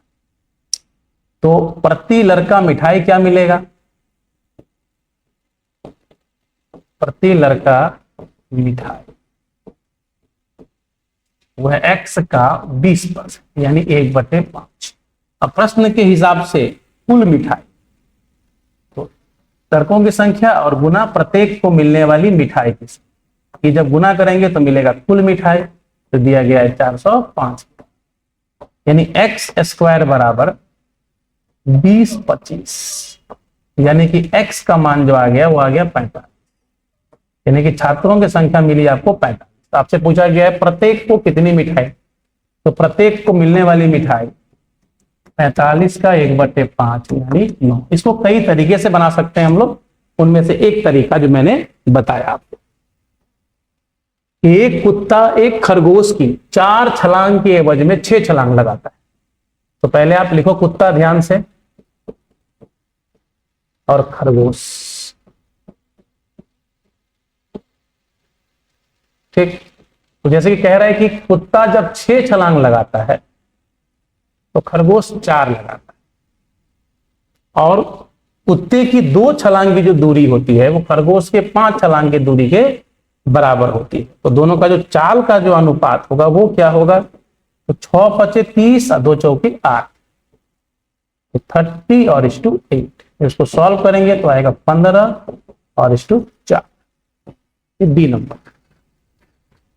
आइए, ए और बी मिलकर किसी काम को 4 और 5 दिनों में कर सकते हैं। उन्होंने उसे मिलकर उस काम को 270 रुपए में करने का ठेका लिया, तो बी के भाग से ए का भाग कितना अधिक हो। ए और बी मिलकर किसी काम को क्रमशः 4 तथा 5 दिनों में, मतलब अलग अलग करेंगे तो 4 और 5 दिनों में। अगर दोनों ने मिलकर किया तो 70 रुपए में किया, तो बी का भाग ए से कितना अधिक, बस नहीं देखना आपको। जरा देखिए साथ में काम किया गया है, तो अगर एक साथ काम हुआ है तो उनका जो पैसा है वो कैसे बटेगा, जो उनका भाग है, शेयर जो है उनका, वो बटेगा उनके काम के अनुपात में। यहाँ चूंकि समय स्थिर है तो उनके क्षमता के अनुपात में, यानी कि इनका क्षमता 1/4 और इसका क्षमता 1/5। तो ये आ जाएगा आपका 5:4। और इसका देखो आप 5 4 9, 9 बराबर दिया गया है 270, इसलिए एक अनुपात का जो मान होगा वो 30 हो जाएगा। हम क्या देख पा रहे हैं कि बी का भाग जो होगा से ए का भाग 30 रुपया अधिक होगा।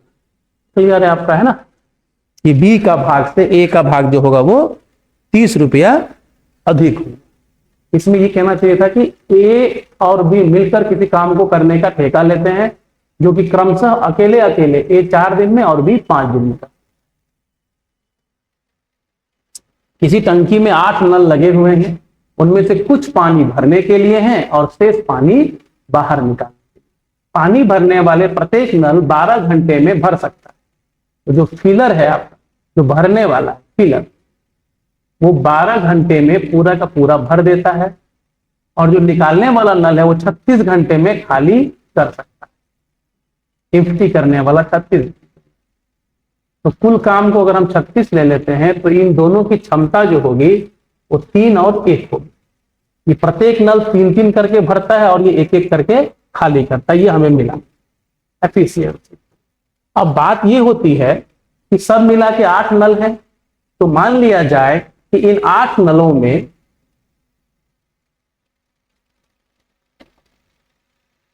इन 8 नलों में से जो भरने वाले हैं, जो हमारे भरने वाले हैं वो n, तो खाली करने वाले कितने होंगे 8 - n। अब अकॉर्डिंग टू द क्वेश्चन कि ऐसे 3 घंटे तक चले हैं तब जाके बढ़ता है, तो 3 घंटे तक जब चला है तो या तो आप देखो 3 घंटे में ये कितना करेंगे, तो 3 घंटे में ये कितना करेगा, तो 3 और गुना n नल है, अब प्रत्येक कितना कितना भर रहा है, 3 करके प्रत्येक भर रहा है 3। और खाली करने में भी 3 घंटे का समय है, और नल है आपका 8 - n, और एक एक करके खाली हो रहा है। लेकिन फाइनली हम देख पा रहे हैं कि 36 यूनिट पानी भर जाता है। जब इसको सॉल्व किया जाएगा तो ये होगा आपका 3n माइनस, ये 3 तो कटा 12 बार में, अच्छा गुना करिए, आप पूरा ही करिए, पहले काटने की जरूरत नहीं है, कंफ्यूजन ना होना चाहिए। तो हम लोग क्या कर देते हैं, सीधा 9n ही लिखिए, और ये हो जाएगा आपका 3 × 24 अब प्लस 3n बराबर 36, 9 3 12 बराबर 60। तो n का मान जो आ गया आपका 60/12 यानी पाई 12। अब क्या देख रहे हैं कि n जो भरने वाले हैं और ये खाली करने वाले, तो वो 5 हैं। खाली करने वाले कितने हैं, सॉरी पानी भरने वाले संख्या कितनी हो गई, 5, और खाली कितना करेंगे, 3। इसके लिए आए 3 घंटे के लिए, इसलिए 3 3 दोनों में गुना हुआ है। काम कितना चला है, 3। ये समय अगर आप समझ लें, ये समय है, ये नलों की संख्या है, और ये उनकी क्षमताएं हैं। 60 व्यक्ति किसी दीवार को 40 दिन में बना सकता है। कुल काम कितना हो गया, 60 × 4 यानी 2400 यूनिट वर्क उन्हें करना है। अब ये करना कैसे शुरू करते हैं, तो एक कार्य को एक साथ ही शुरू करते हैं, लेकिन 5 व्यक्ति प्रत्येक 10 दिन के अंतराल पर काम छोड़ के चले जाते हैं। पक्की बात है कि 40 से तो अधिक ही लगेगा, ये तो पक्का है। तो 40 से अधिक इसमें एक भी नहीं दिख रहा है, आप आंसर डायरेक्ट क्या मार सकते हैं, डी। और यदि बनाना चाहें तो हम लोग क्या कहेंगे, सबसे पहले प्रथम 10 दिनों में कितना काम हो जाएगा, तो 60 आदमी 10 दिन तक पहले काम करेंगे, उसके बाद 55 आदमी अगले 10 दिन तक काम करेंगे, फिर 50 आदमी नेक्स्ट 10 दिनों तक, फिर 45 आदमी उसके बाद के 10 दिनों तक। तो इतना काम तो होना ही होना है आपका। तो कुल मिला के काम हो गया आपका 5 5 10, और ये 6 5 11, 5 16 4 20 1 21 यानी कि 2100। तो 2100 यूनिट वर्क तो इन्होंने कर लिया। कितने दिनों के अंदर कर लिया इन्होंने, तो इन्होंने ये 40 दिनों के अंदर, 40 दिन में काम हो गया 21। अब काम बचा है 300, और आदमी जो आएंगे 45 के बाद 4, तो 40 आदमी कितने दिनों में करेगा शेष काम को, तो 40 7 280 बचा 20/40 यानी 1/2। यानी कि आप क्या देख पा रहे हो, कुल जो काम होगा आपका, यानी कि ये समय और बचा शेष काम के लिए। शेष काम आपका कितना बचा था, 2400 पूरा काम है, 2100 तो हो गया, 300 बचा, 300/40 यानी ये टोटल टाइम जो हो गया आपका वो हो गया 47.1/2। ठीक है, 45 तो यहाँ लोग कर चुके हैं। एक ठेकेदार ने अनुमान लगाया कि उसके 2 मिस्त्रियों में से एक किसी दीवार को 9 घंटे में बना सकता है और दूसरा उसी दीवार को 10 घंटे। पहला मिस्त्री उस काम को 9 घंटे में कर सकता है, और जो दूसरा मिस्त्री है वो उसी काम को 10 घंटे में कर। अगर कुल काम हम लोग 90 लेके चलें, तो जो क्षमताएं हैं दोनों की, वो एक की 10 है और दूसरे की 9 है। अब प्रश्न है कि उसको अपने अनुभव से ज्ञात है कि जब दोनों मिस्त्री एक साथ काम करते हैं तो प्रति घंटे 10 ईंटें कम लगाते हैं, तो दोनों को एक साथ अगर काम करें तो दीवार बनने में 5 घंटे का समय लगता है।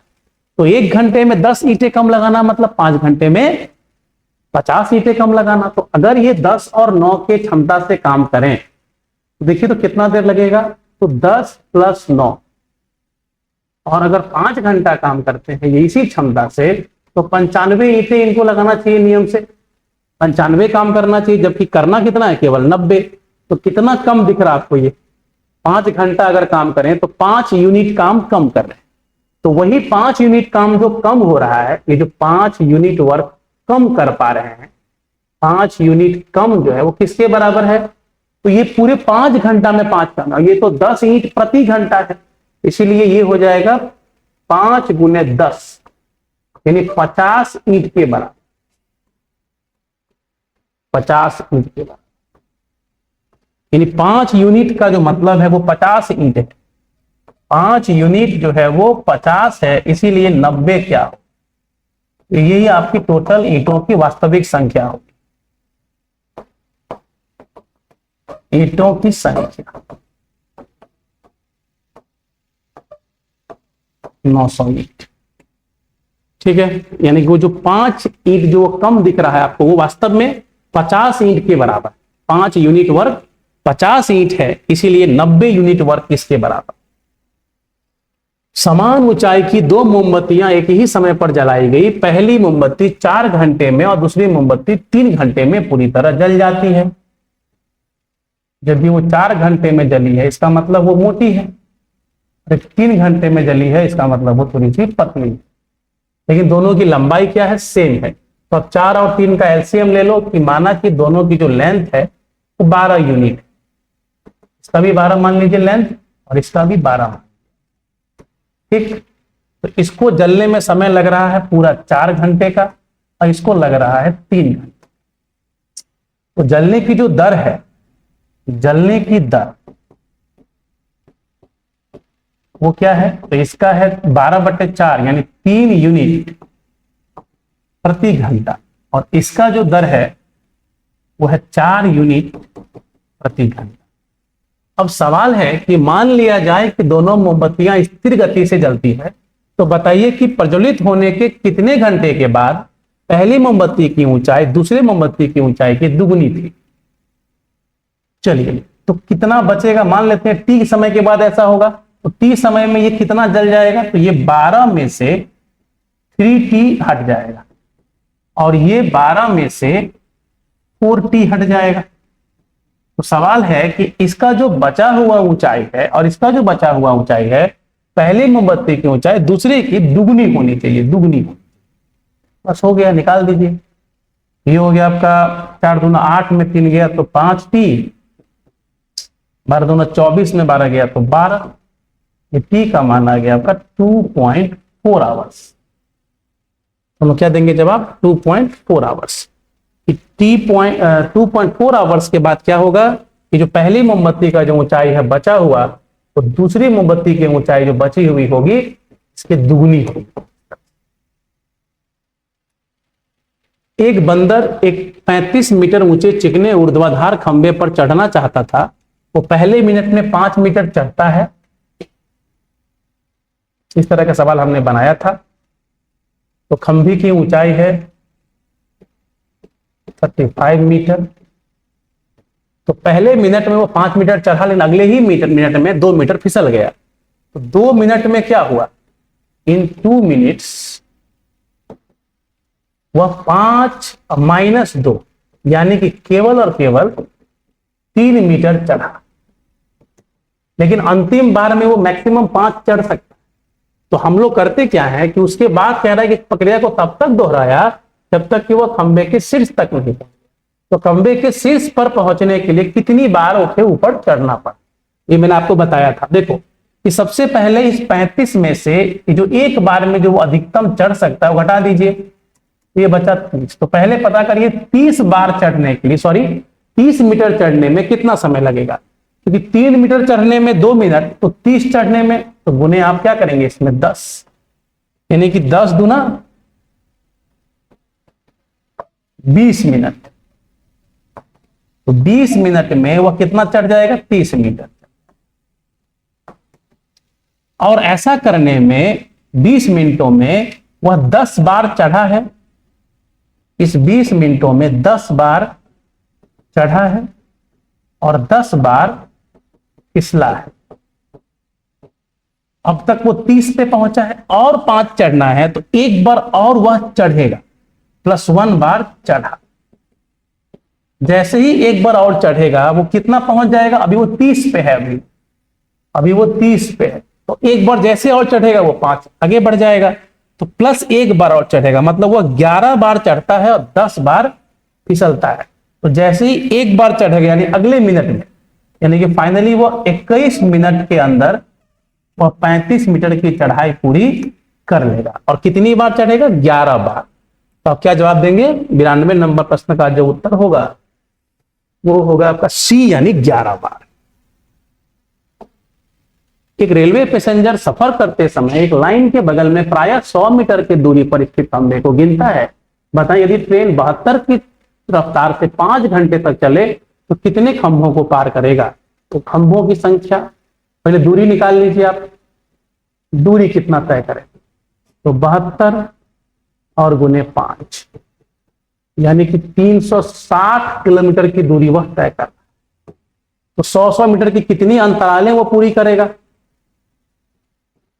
तो अंतराल की संख्या होगी 360 पे 3 जीरो और बटा 100 यानी 3600 अंतराल वह पार करेगा, है ना। 100 मीटर की 3600 अंतराल, तो वह कितने खंभों को पार करेगा? तो देखा जाए 3600 जब इंजन पहुंचेगा तब जाकर के वो 3600 पेड़ और एक और एक्स्ट्रा, लेकिन ऑप्शन में वैसा कुछ नहीं है, इसलिए क्या देंगे हम लोग? 3600, है ना। क्योंकि जब एक अंतराल को पार करता है तो 2 खंभों को पार कर जाएगा, ऐसे यहां आता है तो, लेकिन इसमें ऐसा कोई ऑप्शन तो है नहीं। ये 17 रुपये को 1/2, 1/3, 1/4 के अनुपात में बांटा जाना था। 117 रुपये को 1/2, 1/3 और 1/4 में बांटा जाना था। तो बांटिए, इसको जब सिंप्लीफाई किया जाएगा तो किस रूप में आएगा? ये 4, 12, जब इसको हम लोग 12 से गुना करें तो 6:4:3, 4 4 4 3 13, 9 छक्के, इसको 54 रुपया मिलना चाहिए था, इसको 36 रुपया मिलना चाहिए था और इसको 27 रुपया। ये सही था, इस बांटा जाना था, ये सही था। लेकिन हुआ क्या? तो गलती से बांट दिया 2:3:4। 4 3 7 2 9 से 13 बार में कट रहा है, तो 13 दूना 26 रुपया, 13 3 39 रुपया और 13 चौके 52 रुपया। पूछ रहा है कि इस प्रकार उसमें किसको सबसे अधिक लाभ हुआ और कितना? तो सबसे अधिक लाभ देखिए किसको हुआ? सी को। ये ए है, ये बी है, और सबसे अधिक लाभ सी को हुआ, और वो भी कितना? 25%। ठीक है। इस वर्ग में लड़के एवं लड़कियों की संख्या का अनुपात इतना है, अगर 32 लड़के बाहर हो जाते हैं तो अनुपात 5:3 हो जाता है। तो वर्ग में लड़कों की संख्या बताएं। देखिए, तो ये आपका रेशियो था पुराना 3x/5x, इसमें से 32 लड़कियां बाहर हो जाती, तो नया रेशियो जो बन जाता है वो 5:3 का बन जाता है। तो वर्ग में लड़कों की संख्या बताएं। सॉल्व करें इसको। 9x, 25x, 32 25 160, तो 16x बराबर 160, यानी x का मान आएगा 10। तो आपको पूछा गया वर्ग में लड़कों की संख्या, तो 10 से 30। लड़के कितने? ये वाले लड़के हैं आपके, है ना। वर्ग में लड़कों की संख्या 10 गुने 3 30। एक नियोक्ता अपने 98 का है 8। एक नियोक्ता अपने कर्मचारियों की संख्या में 8:5 के अनुपात में कमी कर देता है। कर्मचारियों की संख्या इनिशियली और बाद में, तो 8:5 के रेशियो में कमी करता है, और उनका वेतन जो है, उनका वेतन 7:9 के अनुपात में बढ़ा देता है। तो उनके वेतन का कुल राशि में क्या परिवर्तन होगा? वेतन की कुल राशि, तो 8 7 56, क्या हो जाएगा? 9 5 45, तो 56 अनुपात 45 में कमी आ जाएगी। कम रहा है वो, तो कमी। किसी ग्राहक ने एक बिक्री में जहां किसी वस्तु की लिखित पर 25% की छूट दी जा रही थी, एक ऑफिस बैग खरीदा, इस पे 600 रुपये लिखा। 25% की आम कटौती के पश्चात दी जाने वाली धनराशि पर ग्राहक को 10% और छूट मिला तो ग्राहक को अंतिम धनराशि कितनी देनी पड़ी। तो ग्राहक का जो सीपी होगा वो क्या, तो 600 का तो था, पहला 25% का छूट हुआ मतलब वो 3/4 का हो गया, फिर वो 9/10 हो गया, बस यही कहानी है। तो 0 से 0 कैंसिल, 4 से 15 बार में, 15 3 45 और गुना 9 25 45 चौका 36 4 40, यानी कि 405 रुपया उसको उस वस्तु का देना पड़ा। चलिए अगला सवाल कि 30 का पावर 211 के अभाज्य गुणनखंडों एवं अभाज्य भाजकों की संख्या क्या होगी। तो 30 को पहले आप ब्रेक करके लिखिए, तो 2 गुने 3 2 3 6 गुने 5, इसका पावर 211। जब इसको हम अलग अलग करते हैं तो 2 का पावर 211, 3 का पावर 211 और 5 का पावर 211। तो पहला है अभाज्य गुणनखंड। तो जैसे ही पूछेगा अभाज्य गुणनखंड, जितने भी अभाज्य गुणनखंड हैं उनके घातों को आपस में जोड़ देना, अभाज्य गुणनखंडों की संख्या 211 3 बार गुना कर दीजिए 3 से तो 600। और अगर बोलेगा अभाज्य भाजकों की संख्या, तो अभाज्य भाजकों की संख्या ये तो केवल 3 है, 2 3 और 5, ओनली 3। कौन कौन, एक 2 एक 3 और एक 5। 200 तक 19 से विभाजित होने वाली कुल कितनी संख्या है। 200 में 19 से भाग दिया जाए और इसका ग्रेटेस्ट इंटीग्रल पार्ट ले लिया जाए। 19 एकम 19, बचा कितना 1 10,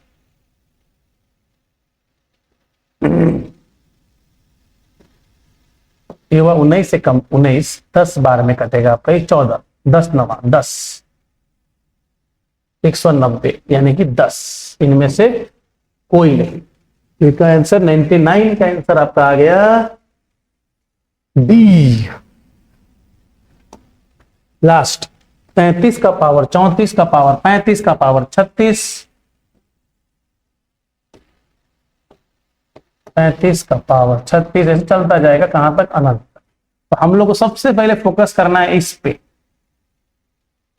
ये बताता है कि 34 कितनी बार, ये कहता है 34 35 अनंत बार। जब आप 34 को केवल 2 बार लिखते हो, तब जब आप इसमें 4 से भाग देते हैं तो ये शेषफल 0 देगा, क्योंकि इसमें भी एक 2 है, इसमें भी एक 2 है, यानी कि यहां पे रिमाइंडर बचता है 0। तो अगर 3 बार भी लिखेंगे तब भी 0। तो 34 को यदि हम लोग n टाइम्स गुना करते हैं, यानी कि 34 का अगर हम लोग पावर n करते हैं, इन सबको क्या मान ले हम लोग n, और वो भी n कम से कम कितनी बार, इवन बार। 34 का पावर तो बहुत ज्यादा है, इवन हो ऑड हो, है ना, इस तरह से कितनी बार भी गुना करें तो हमारा रिमाइंडर कितना बचेगा, 0 बचेगा, हमारा रिमाइंडर 0 बचेगा। यानी कि अगर रिमाइंडर 0 बचता है तो यूनिट डिजिट पे हम क्या करते हैं, ये तो मेरा पावर था, तो इसको हम लोग लिखते हैं केवल कि 3 का पावर फिर 4 करते हैं हम लोग। जब 0 बचता है तो 4 करें तो 81, यानी कि 1 आना चाहिए इसका आंसर। इनमें से कोई नहीं इसका आंसर होगा। अब कोई करे खाली इवन है तो 3 स्क्वायर कर देगा, तो ऐसा बिल्कुल भी नहीं है ना, कि 2 केवल एक बार ही नहीं, केवल 34 अगर होगा वहां पे तब आंसर 9 आएगा, ऐसे बिल्कुल भी नहीं। ठीक है, तो इसका जो हमारा यूनिट डिजिट होगा वो कितना होगा, 1 होगा। इस पे ध्यान रखिएगा। और कोई प्रश्न, 101 के बाद तो कोई प्रश्न नहीं दिख रहा हम लोगों को।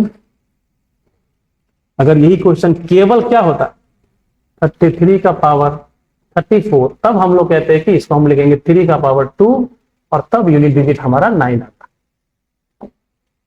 बिल्कुल। तो इस तरह से हम लोगों ने सारे प्रश्नों के हल कर लिए। आशा करते हैं सभी को समझ आया होगा। धन्यवाद। जय हिंद।